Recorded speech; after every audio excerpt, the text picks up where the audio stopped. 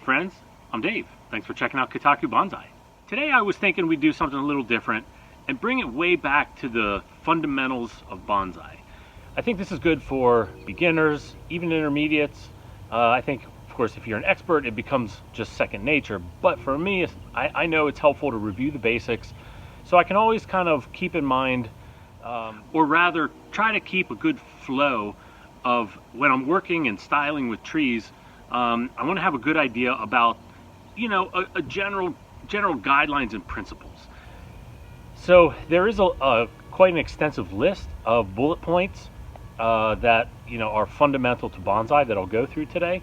These are rules, and of course these rules can be broken, but you'll find that these are kind of quote-unquote rules which will help guide your process as you're styling and working with trees. And I really think that if you could start with really good material and then apply these type of rules and principles, even as a beginner, you'll be able to create something that is very respectable and certainly very pretty and enjoyable.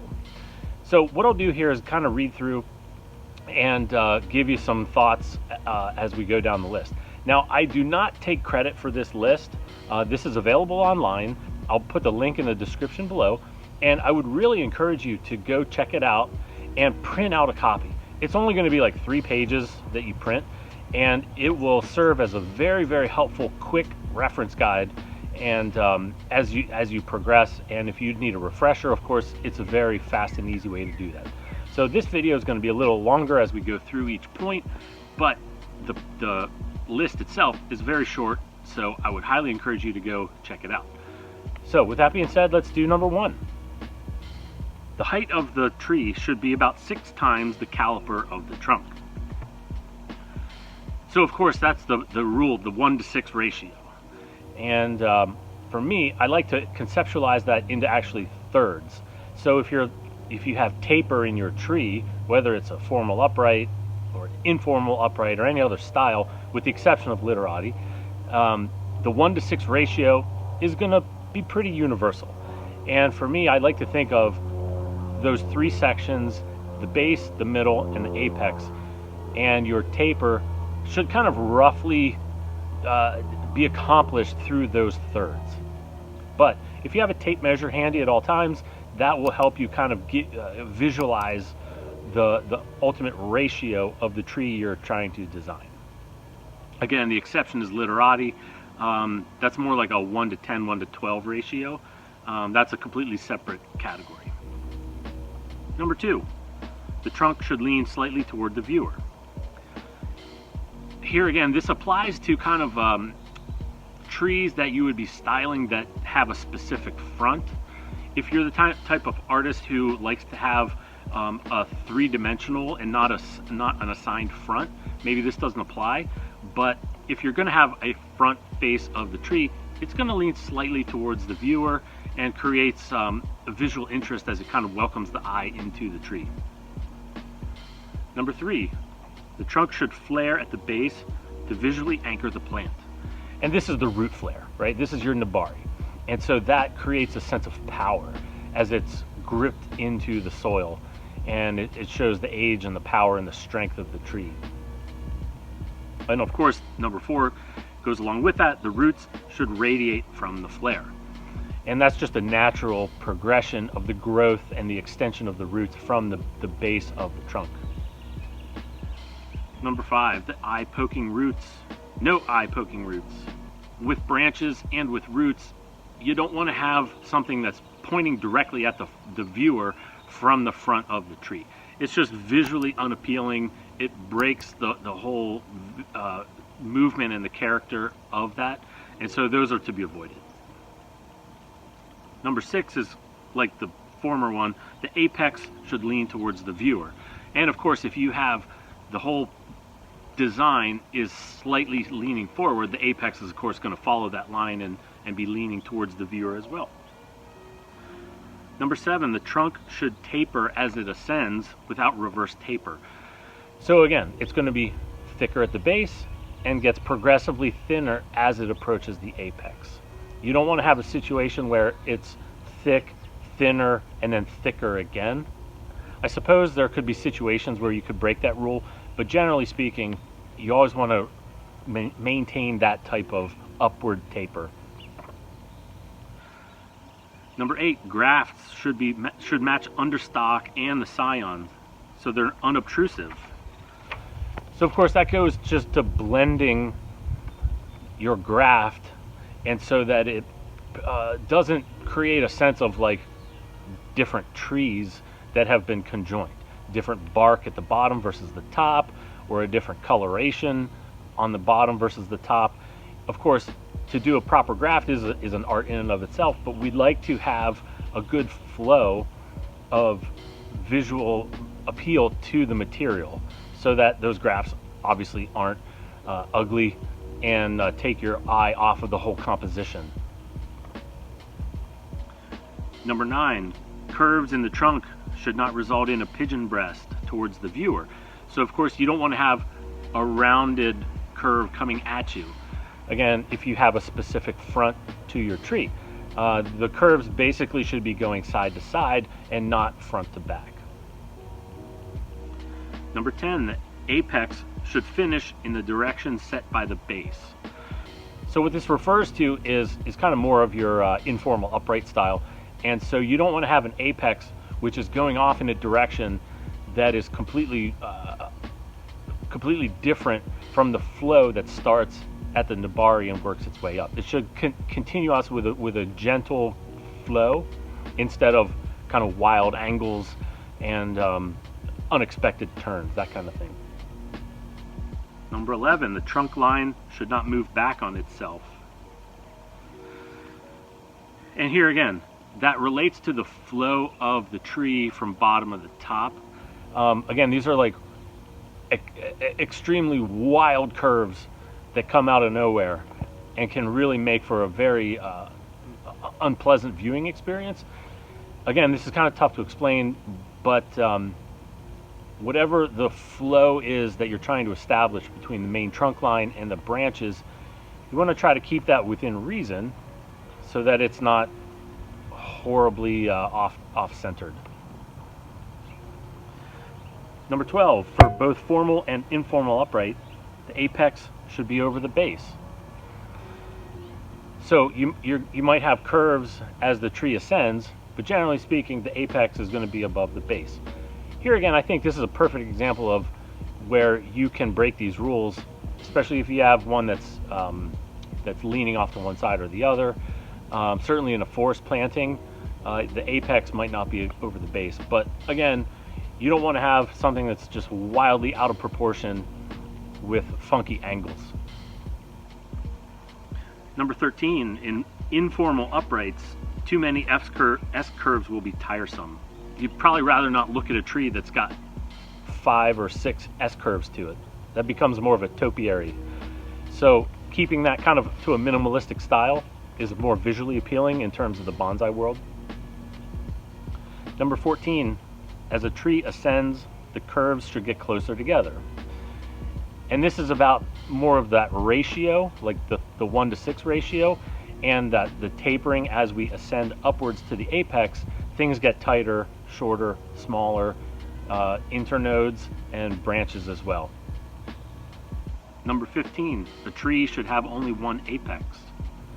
You want to picture it the triangle, right? So the triangle of foliage, or the green cap of the tree, is going to have just one apex and 2 bases. Again, this is a rule that could be stretched, of course, in terms of the bottom parts of that triangle, but I would say generally speaking, you're only going to have one apex to the tree, and that's important. Number 16, a twin tree trunks should divide at the base, not higher up. So the division of the 2 trunks is going to be a lot closer to the base of the trunk, instead of, say, ascending 4 to 6 inches and then splitting. That's not as preferable. Side note, one of my Japanese maples to my right over here is exactly that, where it's got about 4 inches of trunk and then it splits. And it's unconventional, but I'm going to develop that because, of course, I'm not just going to pitch it, and see if we can still salvage it into something beautiful. Again, you can break these rules. So let's talk about the branches. First, no crossing branches or branches that cross the trunk. One of the most important things for bonsai is keeping that trunk line open and visual. It creates, that's the grounding sense where it invites you in. It shows the power of the tree and the composition, and you want to have the branches radiating out from that rather than crossing from one side to the other. Here again, just like roots, number 2, no eye-poking branches. So you don't want to have branches that are pointed straight at you. It's harsh, it's just not desirable. Number 3, the first branch should be placed approximately 1/3 of the height of the tree. Here again, coming back to the ratios, remember the 1:6 ratio is typically standard outside of a literati style, and if you can divide the 1:6 into thirds, that first branch, whether it's left, right, should emerge at roughly 1/3 of the overall height of the tree. Succeeding branches placed at 1/3 the remaining distance up to the top of the tree. Now this is a little difficult for me to describe just verbally, but when you start with your first branch, which might be on one side, and as you sequentially move upwards to the tree, the distance between those branches should theoretically become smaller as you go up to the top. Number 5, branches go on the outside of the curves. And so if you have a curve this way, you'd rather not have a branch emerging from this side. You'd rather have the branch emerging from that side. That's my little visual for that. Number 6, the branch caliper should be in proportion to the trunk. Branches that are thicker than 1/3, the trunk caliper will be too thick. Again, this is proportionality. So if you have a trunk that's, say, 1 inch thick at the base, you don't want to have the first branch that's 1/2 inch or larger. It's not going to look right. So you want to have a sense of proportionality and select thinner branches, of course, and let them develop rather than keeping very large ones. Number 7, the first branch should be left or right, the second branch opposite, and the third branch should be a back branch. This is like starting the base of that triangle. And so you'd like to have one to the left and then one on the opposite side, or vice versa. You don't want to start with all branches pointing to one side. Of course, here's where you could break that rule. Say it's a windswept design or something similar to that, where maybe every single one of the branches goes to one side or the other. But again, for your typical formal or informal uprights, you'd like to have them staggered. Number 8, the branches should visually alternate and no parallel branches. Here's where we're talking about bar branches, that maybe you have 2 branches that come out at exactly the same level from the same node and run parallel to each other, and that's less desirable than having branches stagger from left to right, back and forth in an ascending manner. Number 9, branches should diminish in size and caliper as they ascend. Again, proportionality. So thicker branches to the bottom and thinner as they ascend to the apex. Number 10, there should be space between the branches to let the birds fly through. As you're developing foliage pads, you want to make sure that there is a visual space in between the pads, so that the old saying is, of course, let the birds fly through, but it allows that open space. It's good for horticultural reasons because it allows more light to get to those pads, of course, for photosynthesis, and but visually speaking, it's cleaner and it's just a lot more visually appealing. Number 11, the first and second branches should be placed forward of the midline to invite the viewer. If you were going to look and appreciate a bonsai specimen on the bench, if you have branches pointed at you like this, it really draws you in rather than having them out to the sides or to the rear. So it's important to kind of have that space. Just a little bit of a forward angle just has a really dramatic impact, even subconsciously, on the viewer. Let's get these back up. First, second, and third branches are approximately 120 degrees apart, with the back branch not directly behind the tree. So, of course, again, this applies to trees that have a discrete front. But it's about staggering the placement of the branches, which creates visual appeal and depth. And depth is very important. And you don't want to have, of course, hard, like 90-degree angles to your branches. So it's important to kind of picture and work with branches in a way that kind of creates more obtuse angles instead of acute angles or 90-degree angles. Only one branch per trunk position, no wheel and spoke or whorled branches or bar branches. So here again, that's just a different way of saying to stagger the branches coming off the trunk line. Instead of having 2, 3, 4, 5 branches all emerging at the same time, it's important to scale that back so you only have one per situation, per node. Of course, because if you do that, eventually it's going to cause reverse taper, because that section of the trunk is going to thicken up substantially due to the high number of branches that are emerging from that section. So that's definitely a situation to avoid, because it has not just visual characteristic or visual issues, but it will lead to other issues as well. 14, branches should create an outline of a scalene triangle with the apex representing God, the middle corner man, and the lower corner earth.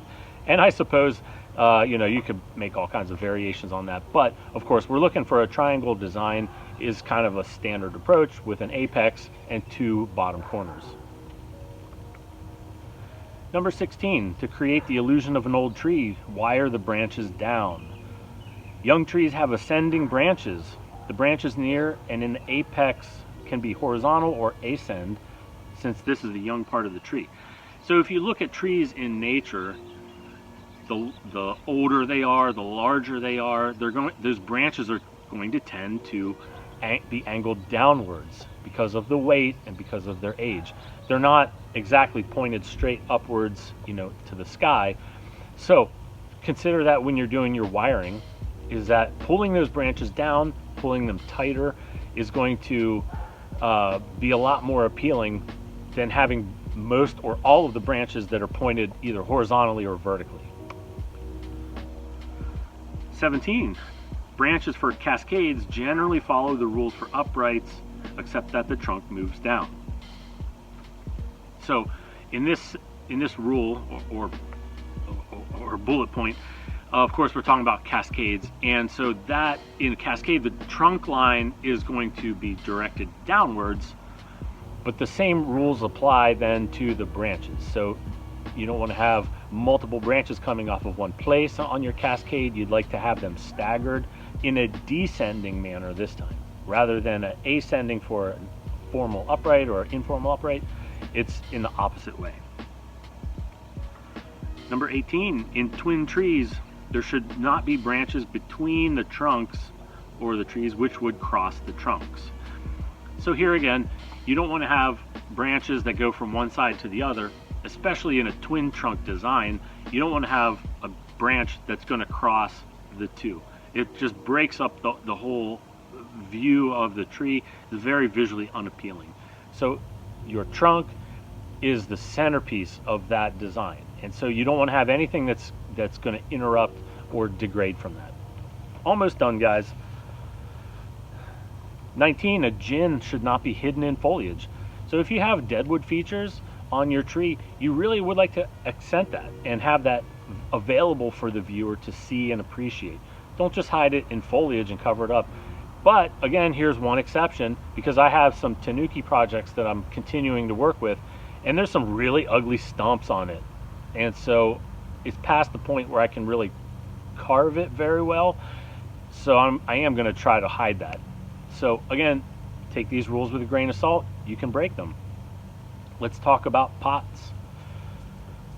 The tree should be placed behind the midline of the pot and slightly to the right or left of the center line. So when you're putting your tree into a very nice ceramic pot, you don't want to have it dead center right in the middle. it always is going to look a lot better if it's either slightly behind the midline or front, or to the left or to the right. So if you experiment with this and you put a tree that's coming directly out of the middle section of the pot, it just doesn't look great. It's always going to have just a lot more appeal, and it's a lot more beautiful if it's slightly off center.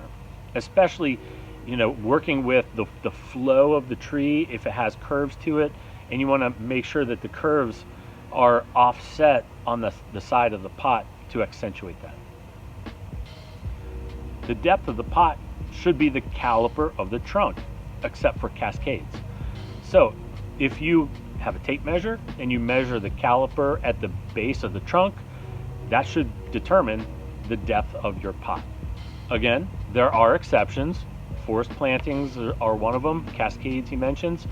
But generally speaking, if you can get a pot that is the same diameter as the base of your trunk, it's going to look really, really nice.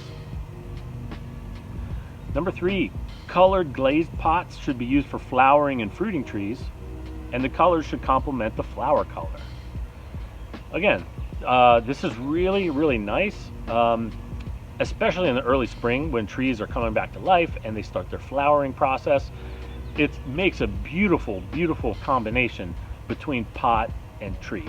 And that's the essential of what bonsai is, really, right? It's that combination. It's the synergistic beauty of not just the pot or the tree, but the two combined into a single element. Number 4, the width of the pot should be 2/3 the height of the tree. And for very short trees, the width should be 2/3 the spread of the tree. So this is, again, another one of those ratios to try to keep in mind. It's important because you don't want to have such a wide pot and a small tree stuck in it, or maybe you don't want to do the opposite, where you have a huge, massive tree with a very, very short diameter pot. But again, perhaps that's a rule that you want to break, and because you have a more interesting design, that's certainly something you could stretch or break there. I could totally see that. The style of the pot should match the tree. And so uprights without much movement should be in rectangular pots. Informal uprights with a lot of trunk movement should be in a more oval, round pot. And massive trees should be in deep rectangular pots. Again, this goes back to the kind of notion of a quote-unquote masculine versus feminine tree. And in that kind of adage, you know, masculine type trees are more suited to deeper rectangular pots with like harder edges, and those type of feminine trees that have more movement to them are going to be suited to more like oval and shallower, more slender and elegant type of pots. All right, last but not least, guys, let's talk about the culture or the medium. Number 1, the soil should be uniform and not layered.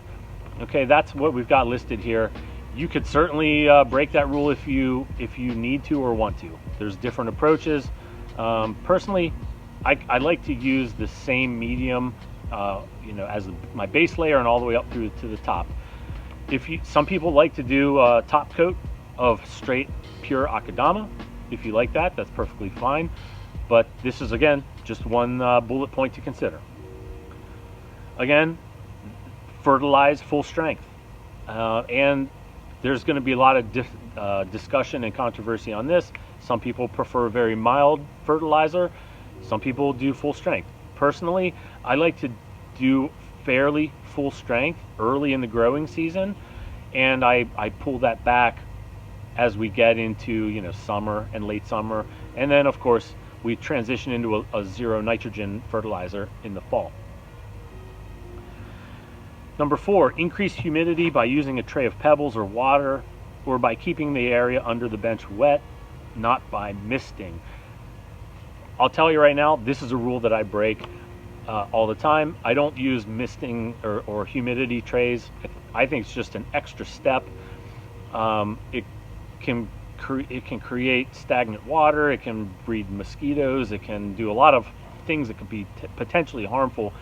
For me, I live in a fairly humid area, and especially in the summertime, it's quite humid, so I don't need to worry about that at all. Your area might be different. If you're in the Southwest, perhaps, that might be more important. So again, geographically speaking, we've got some leeway here. Number 5, remove most of the fines from any soil mix and use only coarse particles. Again, this is a rule that could be modified.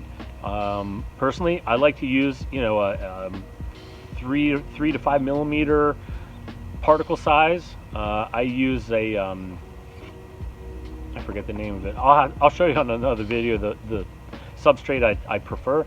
But anyway, medium to larger size particles are going to be more preferable to very fine and small ones. Number 6, water when the plants need to be watered, not by a fixed schedule. Personally, I think that's pretty important. You want to get to know the needs of your trees rather than just having a calendar or a set schedule to perform tasks when it might not be necessary or appropriate. So this is where kind of the beauty of the art comes in, is this working with your trees and working with nature so that you can nurture them rather than just go through the written motions of it. Number 7, keep temperate climate plants outside, and only tropical and subtropical are for indoor bonsai. That's pretty much an absolute. And if you're like me, you see it on the bonsai groups online, people are questioning, why did this tree die? And it's sitting on their kitchen table. Well, of course, a lot of people make that mistake to take these beautiful outdoor trees and bring them inside. And who wouldn't want to have a beautiful tree like that living in the indoor environment? But it's not healthy whatsoever for the tree, and it's going to be destructive in the long term. So trees stay outside. Tropical and subtropicals, take them indoors, put them on a windowsill or nearby, and enjoy them that way. But definitely you have to respect the environment that the plant is supposed to be in. And it looks like we've come to the end of that list. I hope that was helpful. If you have any feedback, comments, questions, put them down below. I'd love to hear what you're doing. And I've got more projects and videos coming up in the coming weeks and months. Thanks for sticking around. I know this was a longer one, but I appreciate you guys, and I'll see you in the next one.